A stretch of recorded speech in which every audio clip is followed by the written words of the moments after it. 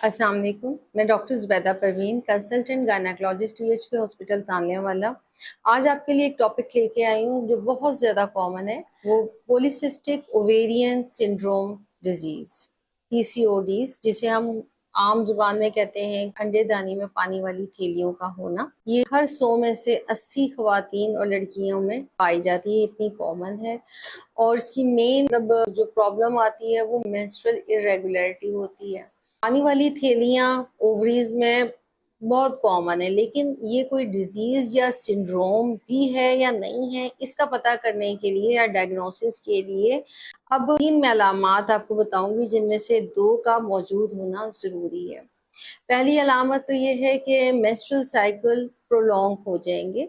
Normal menstrual cycle 8 to 36 days होता है, लेकिन अगर इससे ज्यादा प्रोलॉन्ग हो जाए, जिसको हम ओलिगोमेनोरिया कहते हैं, वो भी एक कंडीशन है। दूसरी कंडीशन है अल्ट्रासाउंड पे आपकी ओवरीज में स्मॉल 2 to 9 मिलीमीटर के साइज के फॉलिकल्स होंगे, जो कि ओवरी के बिल्कुल फ्री है किनारे पे होंगे, जिसको हम नेकलेस अरेंजमेंट कहते हैं। तीसरी अलामत है हिर्सुटिज्म।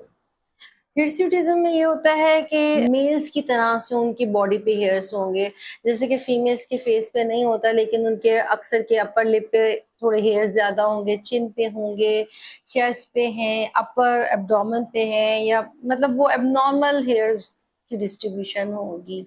तो इन 3 में से अगर 2 अलामात आपके अंदर मौजूद है, तो इसका मतलब है कि आप भी पॉलीसिस्टिक ओवेरियन सिंड्रोम का शिकार है। और ये कोई ऐसी बीमारी नहीं है जो उड़ के आपको लगेगी किसी से, बल्कि ये बीमारी फैमिलीज में रन करती है, मतलब जेनेटिक कंडीशन है आपकी मदर में, सिस्टर में, या करीबी जो आपकी रिलेटिव्स हैं उनमें ये होती है, इसीलिए पास ऑन होती है। अब इस कंडीशन में क्या पेशेंट्स में प्रॉब्लम आ सकती हैं?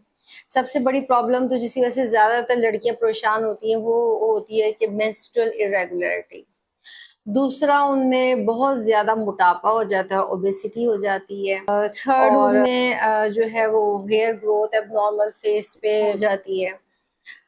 अच्छा, अगर शादी हो जाए तो उसके बाद इनमें या तो मिसकैरेजेस होते जाते हैं, या फिर कंसीव ही नहीं कर पाती। क्यों नहीं कर पाती? क्योंकि इनमें एग ही नहीं बनता, फॉलिकल नहीं बनता। अच्छा, इसके अलावा इनमें पेशेंट्स में इंसुलिन की जो सेंसिटिविटी है वो रिड्यूस हो जाती है, तो इनमें डायबिटीज का भी खतरा बढ़ जाता है। तो ये तो हो गई इसमें क्या क्या चीजें हो सकती हैं। अब इसकी अगर हम जाएं कि ट्रीटमेंट या मैनेजमेंट की तरफ, तो ये हर एक का जो भी प्रॉब्लम है ना, हमें उसको उसी हिसाब से लेके ना पड़ता है, उसको मैनेज करना पड़ता है। लेकिन कुछ गाइडलाइंस और कुछ बातें ऐसी हैं जो कि इन जनरल सबके लिए हैं। पीसीओडीज में क्या बॉडी में प्रॉब्लम्स होती हैं, हार्मोनल इम्बैलेंस क्या होता है, ये मैं आपको डिटेल में बताऊंगी अपनी एक अलग वीडियो में। और डिफरेंट इसके साथ जो प्रॉब्लम्स हैं, इश्यूज हैं, उनकी अलग अलग मैनेजमेंट होती है, वो भी मैं आपको अलग उसकी प्रॉब्लम्स के हिसाब से बनाऊंगी वीडियोस। इन जनरल इसमें हमें क्या करना चाहिए वो मैं आपको गाइडलाइन दे देती हूँ। पीसीओडीज एक ऐसी कंडीशन है जिसमें समझें कि आपकी और इस बीमारी की जंग है, ये हमेशा चलेगी। आप अगर तो अपने आप को सही तौर पे मैनेज करके चलते हैं, अपनी लाइफस्टाइल मॉडिफाई करते हैं अपनी डाइट और एक्सरसाइज की बेस पे, तो आप इस जो डिजीज है उसको अंडर कंट्रोल रखेंगे। लेकिन जहां आपने ना कंट्रोल छोड़ दिया, वहां ये जो डिजीज है ना, ये स्ट्रांग हो जाती है और अपनी फिर वो साथ में कॉम्प्लिकेशंस और इफेक्ट्स दिखाने लगती है। तो इसमें सबसे ज्यादा मोस्ट इम्पोर्टेंट जो चीज है ना, वो है लाइफस्टाइल मॉडिफिकेशन। मतलब आपने अपनी डाइट में अगर जाते हैं तो फाइन कार्ब्स हैं, कार्बोहाइड्रेट्स हैं और फैट्स हैं, इनको आपने अपनी डाइट में से कम करना है। फाइबर, वाटर और वेजिटेबल्स, प्रोटीन्स, इन्हें आपने बढ़ाना है।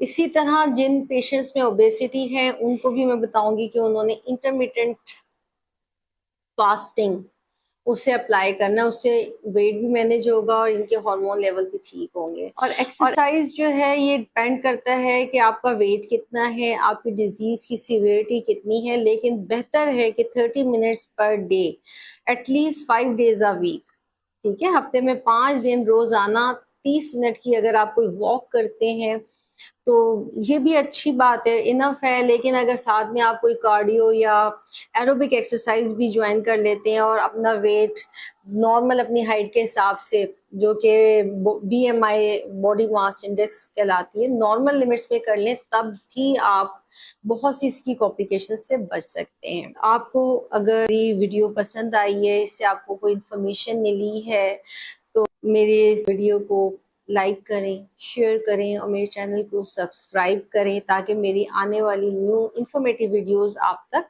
पहुंचती रहें। और अगर आप मुझसे कंसल्ट करना चाहें या ऑनलाइन कंसल्टेशन लेना चाहें, तो इसमें कॉन्टैक्ट नंबर आ रहा होगा, तो आप लोग कॉन्टैक्ट कर सकते हैं। अपना बहुत सा ख्याल रखिए। अल्लाह हाफिज।